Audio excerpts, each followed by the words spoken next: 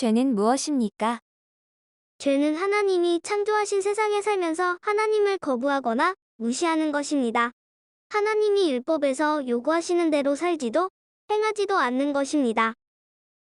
죄를 짓는 자마다 불법을 행하나니 죄는 불법이라. 안녕하세요. 이슬기 목사입니다. 함께 기도하고 시작하도록 하겠습니다. 사랑해 주님 너무나 감사합니다. 온라인이지만 이렇게 함께 모여서 하나님의 말씀과 하나님이 어떠한 분인가, 하나님이 기뻐하신 삶이 무엇인가 나누게 주신 것 너무나 감사합니다. 이 시간 더욱더 하나님의 은혜에 의지하여 귀한 강의로 나아가오니 우리들에게 은혜를 허락하여 주시옵고 또한 능력을 허락하여 주시옵소서. 예수님의 이름으로 기도합니다. 아멘. 여러분, 성경을 보면 이 죄라는 단어, 이 개념이 굉장히 많이 등장하는 것을 발견할 수 있습니다. 오늘날 저희는 이 죄라는 것을 어떻게 보고 있습니까? 단순히 인간이 보이게 되는 모습, 우리의 행위, 모습으로 이 죄를 규정할 때가 많습니다. 도둑질, 폭력을 행사하거나 보이거나 남을 속이거나 피해를 입히는 행동들처럼 말입니다.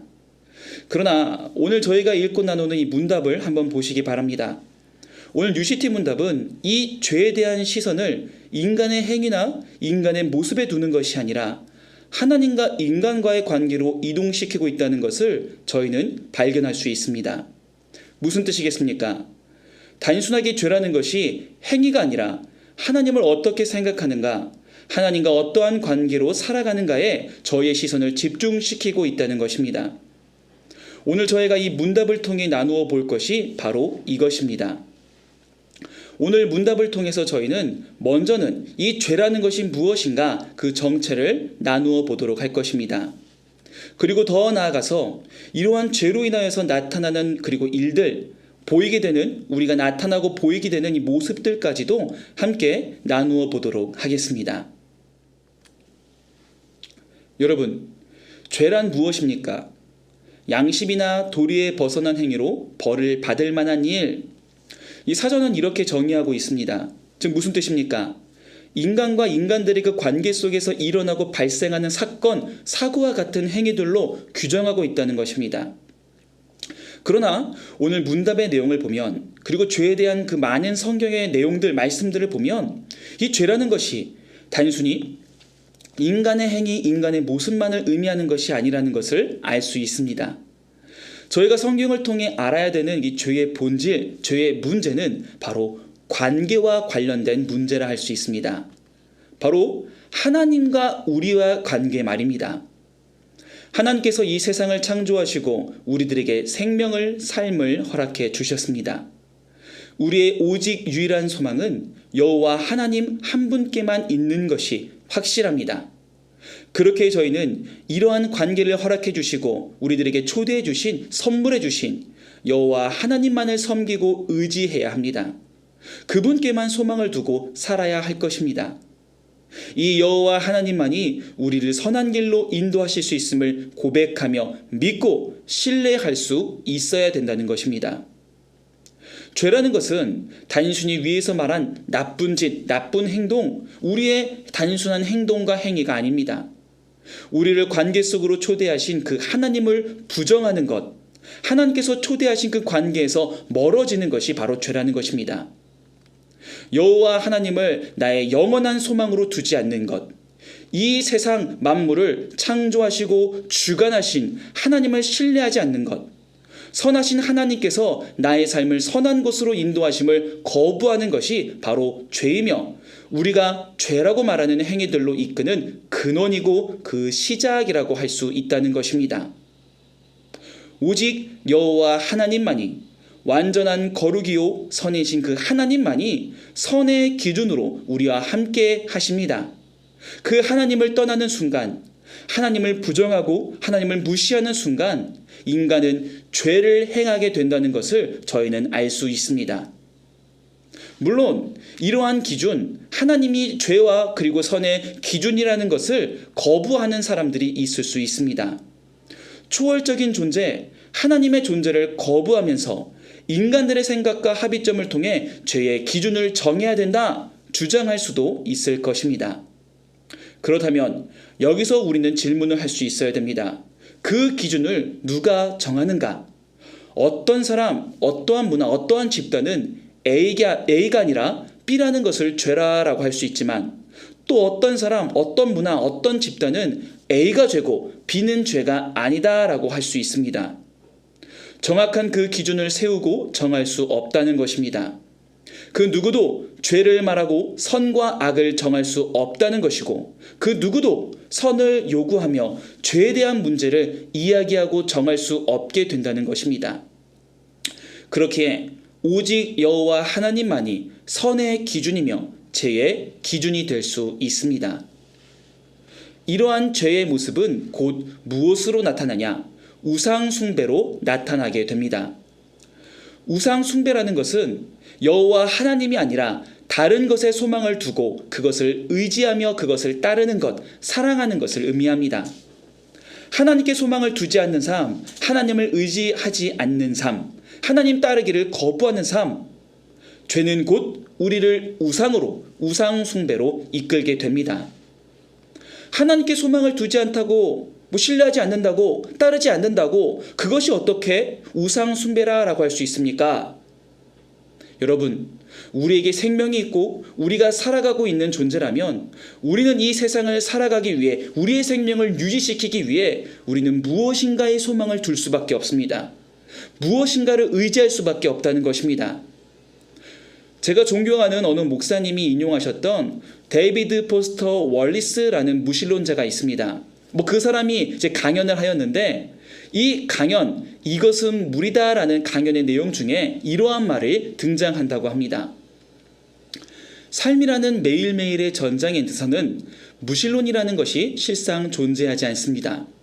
믿지 않는다는 개념 자체가 없다는 이야기입니다. 사람은 누구나 무엇을 믿습니다. 우리에게 허락된 것은 무엇을 믿고 숭배하느냐에 대한 선택권일 뿐입니다.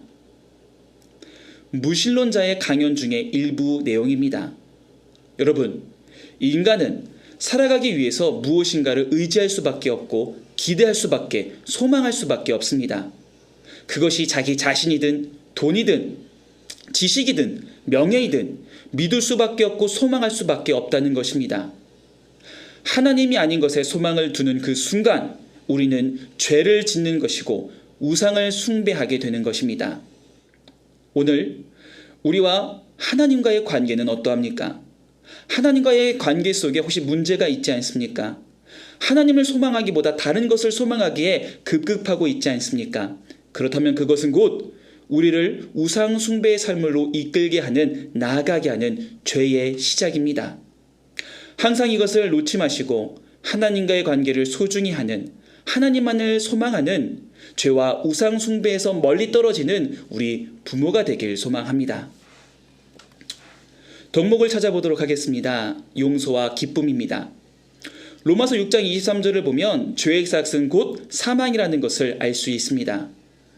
그러나 하나님은 우리를 사랑하사 그 죄의 값을 예수님을 보내심으로 말미암아 해결하시고 우리를 용서해 주셨습니다.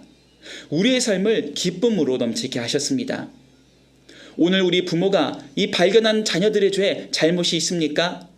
그러한 것이 있다면 우리 죄를 용서하신 하나님을 쫓아 용서하는 부모의 모습을 보이길 소망합니다. 그리고 하나님의 용서로 우리가 기쁨을 누렸던 것과 마찬가지로 우리 자녀들도 우리 부모님들의 용서로 함께 그 기쁨에 할 수 있도록, 참여할 수 있도록 초대하는 우리 부모가 되길 원합니다. 자녀와 함께 나누는 질문입니다. 이 세상을 살아가며 우리들에게 가장 필요한 것은 무엇일까? 절대로 빼앗기기 싫은 것은 무엇이니? 시간과 돈이 전혀 아깝지 않을 때는 언제이니? 바로 우리의 삶 속에서 있는 우상들의 모습을 발견하는 질문일 것입니다. 자녀들이 이 질문들에 당연하겠지만 우리의 소망이신, 생명이신 하나님을 답하지 못할 수도 있습니다. 심지어는 우리 부모 스스로도 이 질문에 하나님이라고 답하지 못할 수도 있습니다. 그러나 우리가 잊지 말아야 할 것은, 우리가 이러한 삶을 살지 못한다 할지라도 이 세상을 살아갈 때 가장 중요한 것은 여호와 하나님이라는 사실입니다. 이것을 떠나는 삶 그 자체가 하나님 앞에서 죄라는 것을 잊지 말아야 된다는 그러한 진리라는 것을 우리는 명심해야 합니다. 그리고 마지막 네 번째 질문, 무엇에 소망과 희망을 둘 때 우리는 평안을 누릴 수 있을까? 위에서 아이들이 대답하였던 것들을 하나하나 지우는 시간, 즉 우상을 지우는 시간입니다. 그리고 결국 하나님만을 소망할 때에 위의 것들을 다 허락해 주시고 제공해 주시고 주시는 하나님만을 바라볼 때에 우리는 참된 평안과 기쁨을 누릴 수 있다라는 것을 알려주는 우리 부모가 되길 소망합니다. 여러분, 오늘 이 문답을 통해 저희는 죄의 정체에 대해서 나누어 보았습니다. 단순하게 우리의 모습이 죄를 의미하는 것이 아닌 하나님과 우리의 관계, 그 관계가 문제점이 나타날 때 하나님이 아닌 다른 것을 소망하고 다른 것을 우리 마음속에 중심에 둘 때에 그게 바로 죄라는 것을, 우상 숭배가 죄라는 것을 함께 나누어 보았습니다. 우리 부모님이 먼저 우리의 삶 속에서 하나님만을 소망하는 모습을 보이길 소망합니다. 우리의 삶 속에서 우상 숭배를 제거하는 하나님만을 소망하는 참된 신앙의 본을 보이는 우리 부모가 되길 소망합니다. 함께 기도하겠습니다. 사랑해 주님 너무나 감사합니다. 오늘 이 문답을 통해서 하나님께 소망을 두지 않는 삶 그 자체가 죄라는 것을 함께 나누어 보았습니다. 매 순간순간 하나님과 우리의 관계를 생각하며 하나님만을 소망하고 하나님만을 의지하는 우리 부모가 될 수 있도록 우리를 인도해 주시옵고 이끌어 주시옵소서. 우상을 제거하고 하나님만을 섬기는 참된 신앙의 본을 보이는 주님의 귀한 부모 될 수 있도록 우리들에게 은혜와 능력을 허락하여 주시옵소서. 예수님의 이름으로 기도합니다. 아멘.